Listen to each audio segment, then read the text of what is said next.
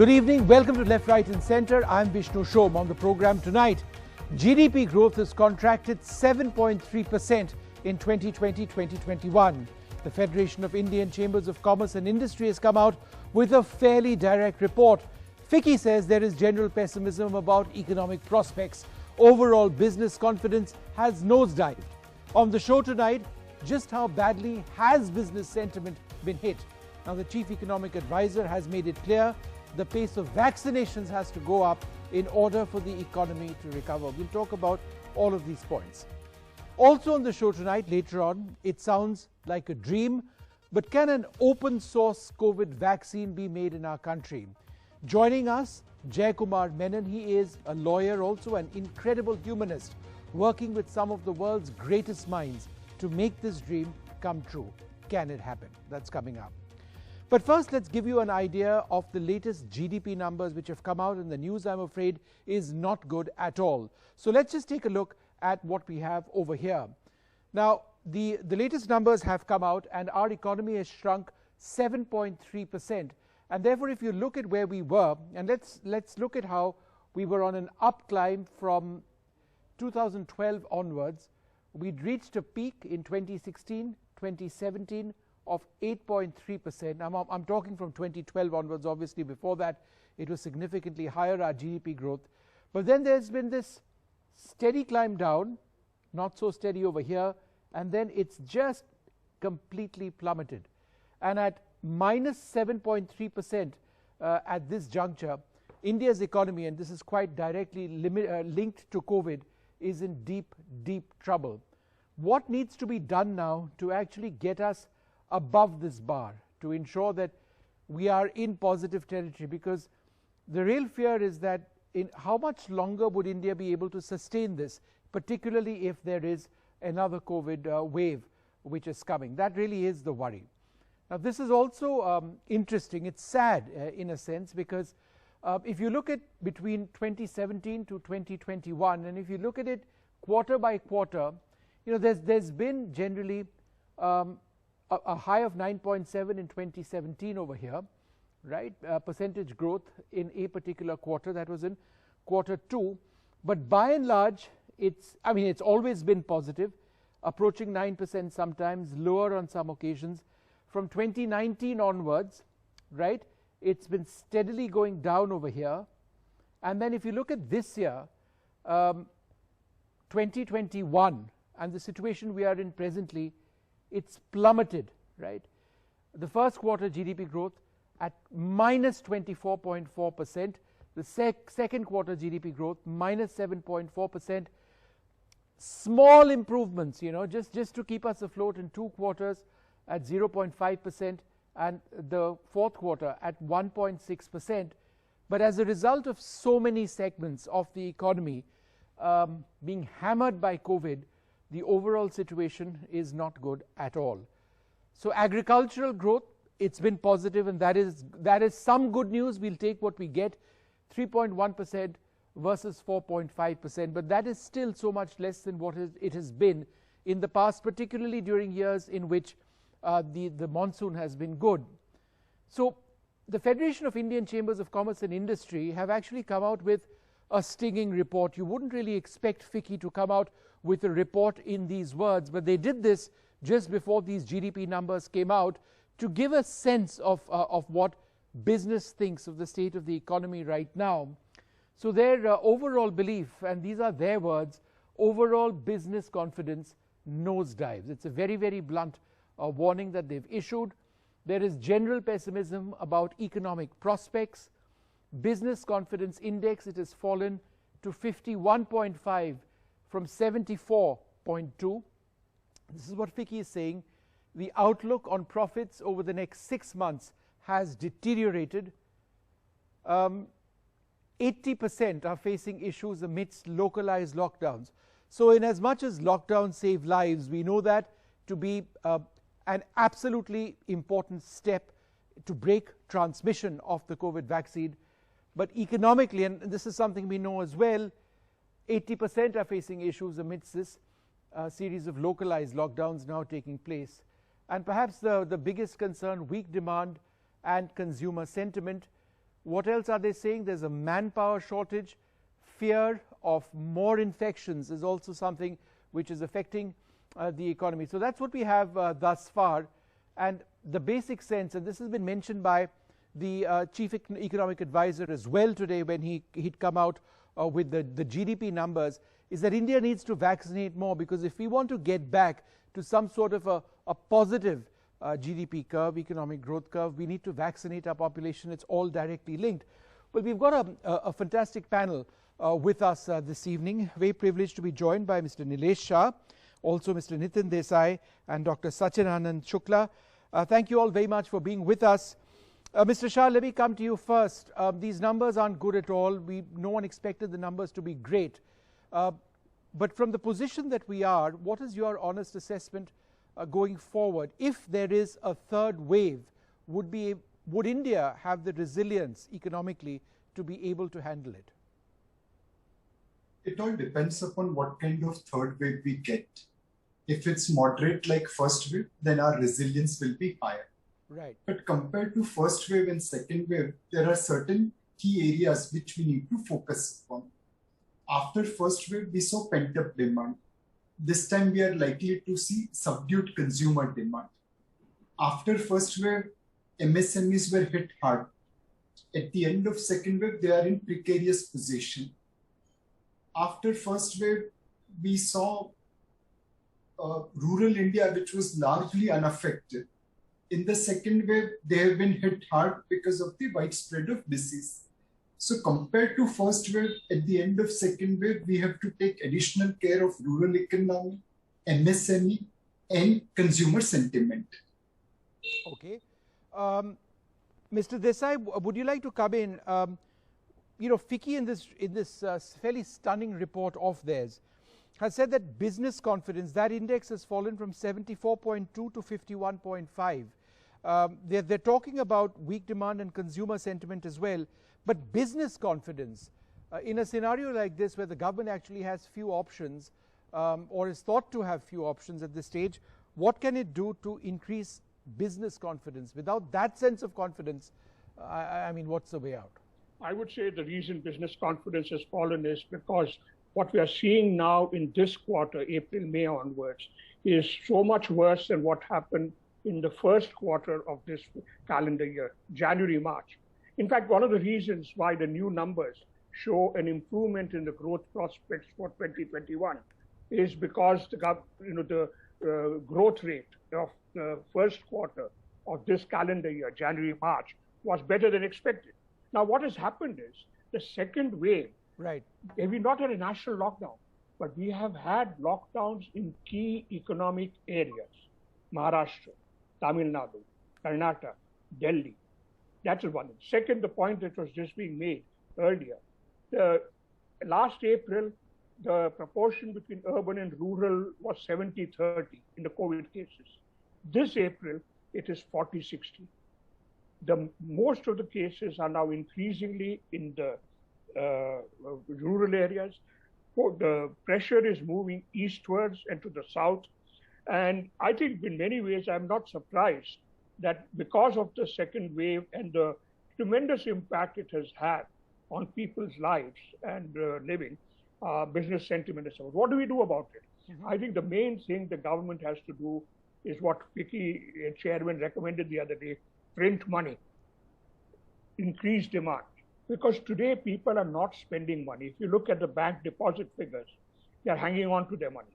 If you read the figures for both last year and particularly for this April, May, the 6 weeks that we have figures for, you are seeing people hanging on to their money and they're not spending it.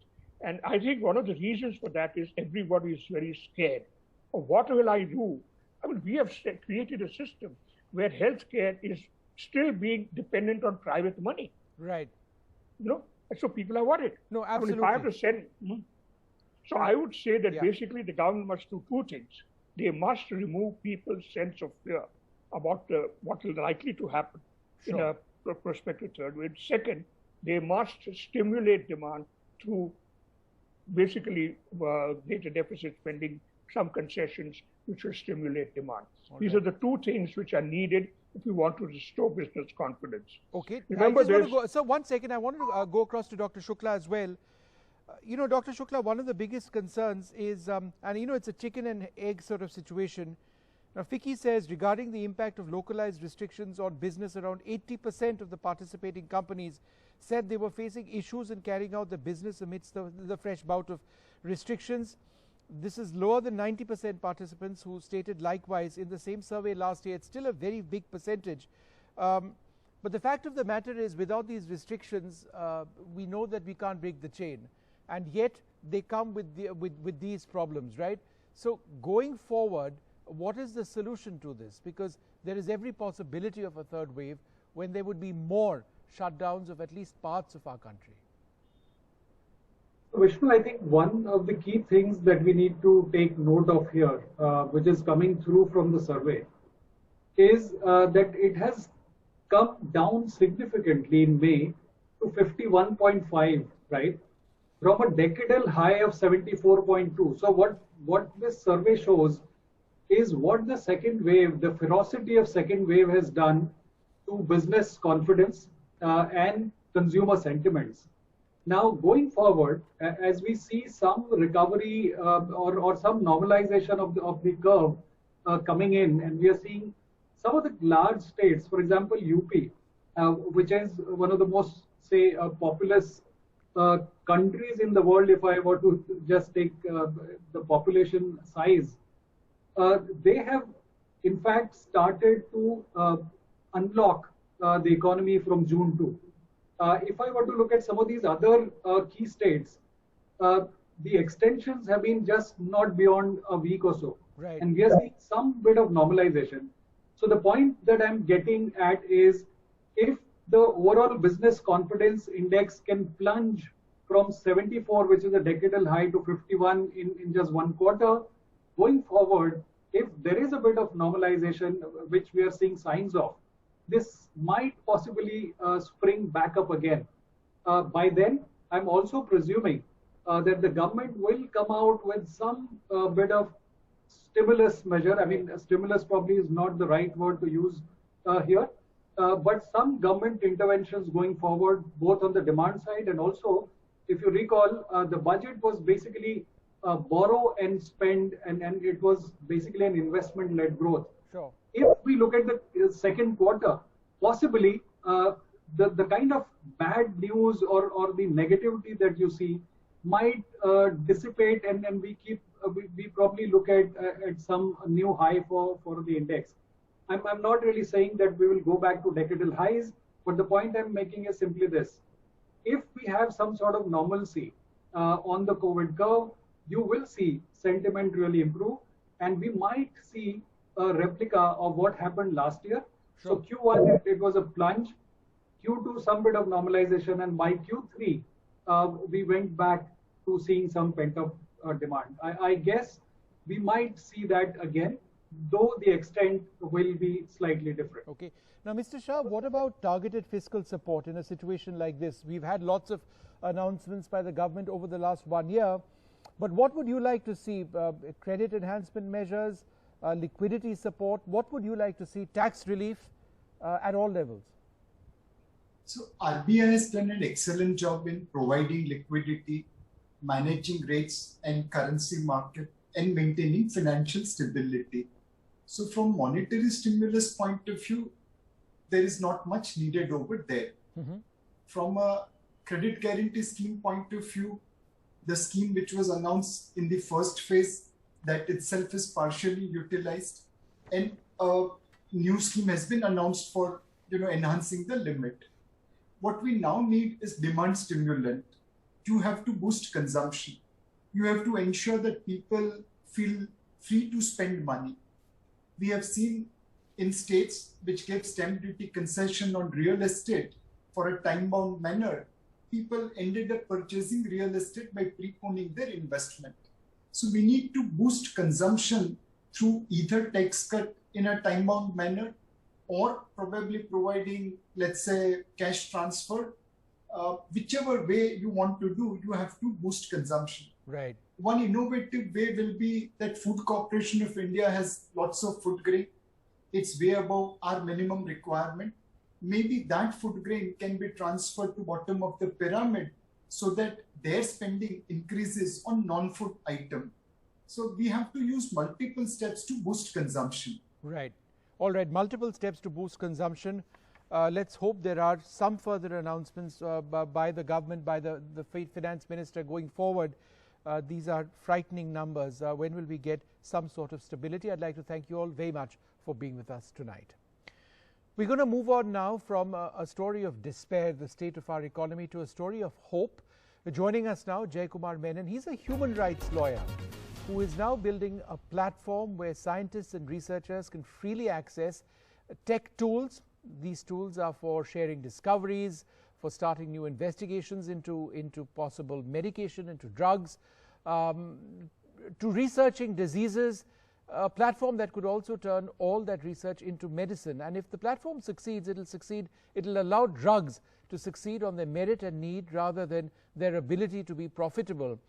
But more than anything else, Jayakumar Menon is also looking at a vaccine, which, if it works out, would be the cheapest vaccine in the world. It would be designed for billions around the world, and it would be the ultimate, in a sense, generic vaccine. No pricing issues. It's sort of a vaccine done for the sake of humanity. Thank you very much, Jayakumar Menon, for being with us this evening. Now, you know, we were chatting a few days back, and you mentioned that the vaccines which you are developing aren't necessary, or you're looking to develop, aren't COVID specific. Instead, they would be broad spectrum, and in the process would perhaps fight COVID as well. So my question is this: how soon before a vaccine materializes? Nice to be here, Vishnu. And my answer is very rapidly. We are currently in phase 3 trials, which is the final stage of clinical testing, using our open, broad spectrum, universal approach. And our vision, in a word, is universality. It's protection for all, protection from all. And by using the sum total of human knowledge, by using an open approach, we can get there much more quickly. And what is this vaccine called? So we are taking what the Earth has already provided. Our secret is that we are not constrained by profit maximization. Our purpose is health maximization. So to that end, we're looking at several already existing vaccines, pediatric vaccines in a way you could call them. So these are the vaccines for tuberculosis, for measles, for the oral polio vaccine, and also the influenza vaccine. And the very latest science, published in the New England Journal of Medicine by some of our team, in fact, has shown that these vaccines induce something called trained immunity, and they cause the innate immune system to bloom in a way. And it's possible, in fact, for one vaccine to protect against many diseases at once. Now, all the better that these vaccines are low cost. Most of them are off patent. They're available for the whole world to produce, and they're very trusted. Billions of children have used them for decades, and they already collectively reach billions of people. So to our minds, this is an obvious solution. It's something that we must try. We cannot guarantee that they work, but it is imperative that we try to research these and develop them and roll them out as quickly as possible. And where are your phase 3 trials happening? So we have phase 3 trials commencing now in Brazil, and we are also working on commencing phase 3 trials in India. And to that respect, we have partners in place, but we need more support. We need support from government. We need support from the people of India. We need support from universities, because we're doing this as a collective project, not for profit, but for humanity. And these vaccines, it's sort of like Linux and Microsoft. They have actual technical advantages to them. They can protect against variants, which are the big problem now. They also are more rapidly available because of their mass production. And as you so eloquently mentioned, they're much more accessible because these are tried and true, and billions of people already use them, and the production is massive. And funding the research for this vaccine candidate, how did you manage that? So our funding needs were radically less because these are already approved vaccines.